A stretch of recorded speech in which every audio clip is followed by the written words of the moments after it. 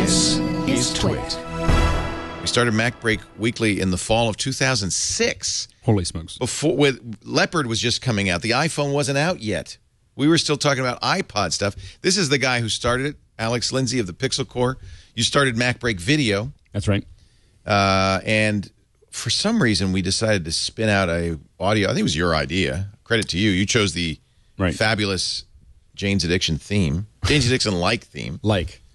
Not exactly. A lot of notes that aren't connected. So anyway, but yeah, very, very similar. So, but yeah, we started. It was MacBreak Minute was the very first thing in 2005, in the fall of 2005, and we did a couple of those. And you can probably go back and find some of them. And then MacBreak Video, where we did you and I and Amber and Emery. And then Sal Segoya would come on a lot. And then we did the videos all through the spring and And then we talked about doing an audio version, which I think made a lot of sense because it was much more of a discussion. The idea was long form. Yeah, very. You don't really want to watch. It turned out. I guess we think you want to watch, but back then the bandwidth was very expensive. And the only reason it even survived was because of CacheFly. You can go back. Yeah, thank you, CacheFly. You can go back and watch or listen to the. I don't know when we started video, but listen to this is MacBreak Weekly 1. And it's easy to do. twit.tv/MBW. Episode numbers. So the first one is MBW1, MBW2. I wasn't even on the show for the first 6 episodes. I think I was on vacation or something. But you can hear Scott Bourne get all excited about the first iPhone, and you can hear this guy make us all just reel in stitches. The creator of the rat hole, ladies and gentlemen, Merlin Mann. Do I still say 43 folders? Sure. Yeah. This is an honor to be here, you guys. You all look so handsome. Oh, Merlin, it's so great to see you. We miss you so much. Thank you. So merlinman.com, you do a lot. You've actually become a professional podcaster. I suppose so. It's like being a professional juggler or ventriloquist. I mean, you find work from time to time. You do Back to Work on the 5x5 network with Dan. Yeah, and Roderick on the Line with John Roderick, and a lot of guest appearances. Well, it's so great to see you again. Thanks, man. I just tweeted you. Great last-minute thing. I appreciate you having me. It was very last minute. But thank you. It's we miss you so much. I would have worn my professional wig if I'd known. Yeah, I miss the days. Merlin used to have an office in our office, but it was outlined. It was outlined with tape. There was like a tape. There was like a Les tape Nesmith. Les Nesmith. That's great. I don't think I have the rat hole music that you created for us way back when. I can get my guitar if that'll help later. Andy Anako is also here from the Chicago Sun-Times.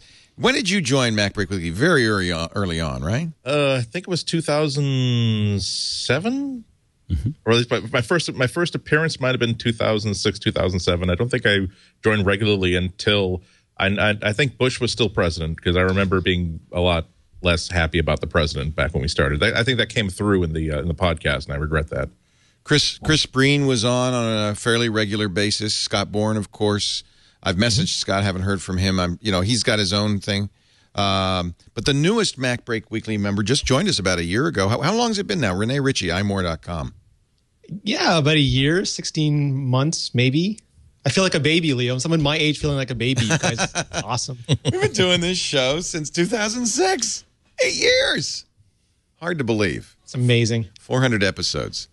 And the Mac is pretty much exactly the same. My Mac Pro looks exactly the same. No, there've been a few updates, a few changes. The iPod is gone. The phone is here. The phone is here. We talked. we talked for weeks about. We were still using trios.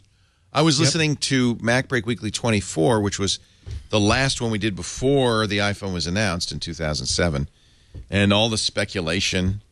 I was saying with authority, I've heard it on authority. There'll be no I in the name. Some authorities. It's fun to hear Apple rumors in retrospect, because now you really realize how wrong they so often are. Do you think that someday maybe the Apple key on the keyboard will become officially a control key? Rumor has it Apple's considering dropping the Apple desktop bus. Was that a rumor? Because that happened. Probably nobody guessed that would happen. I know my favorite time displacement sort of rumor was when I think we did have a discussion about how long is it going to take for Apple to adopt USB 3. Yeah. Because when you don't have iOS, you have less interesting things to talk about. In fact, they never did they? I can't. Yes, I guess they yeah. did. I have it on the Mac Pro. Yeah, okay. You had to wait for on-chip support for that. That's right. Because I think that's a very, very like signature sort of thing where if you say, well, Apple, what if we put USB 3 support on the CPUs you've already agreed to put on there? Will you agree not to put in extra hardware to turn that into USB 2, or do you agree to have something that is kind of almost as good as FireWire and Lightning, or Thunderbolt? Merlin, what else have you been up to since we last gabbed? You know, I was sitting here thinking about it. And Do you still do You Look Nice Today? I don't think so. It could always reemerge. There's one more episode hanging out there somewhere, What? I think. You guys recorded one? Adam got busy. Adam never put it out. Well, you know, it's the long now, as Brian Eno says. You should. You know, You should keep it and then have it released on your death. oh, that'd be great. If I ever get a will, I'll do like that. Mark Twain's biography. No. Here's even better. You should record it and then bury it in a landfill somewhere. And then 15 years later, get someone to do a documentary where they dig it up. You make 20,000 copies of it. It's funny. God, I so love doing the show, and I remember always trying to introduce talking about apps. And I guess my two things that I think of when I really think back to the early days was Scott Bourne going on and on and on about the Apple phone. Yeah. He felt was inevitably going to come out. He started a podcast, if memory serves, called the Apple Phone Show. I didn't remember that. It's so strange now how much, I guess if there's one thing that's changed tremendously since then, is just how much I use iOS devices.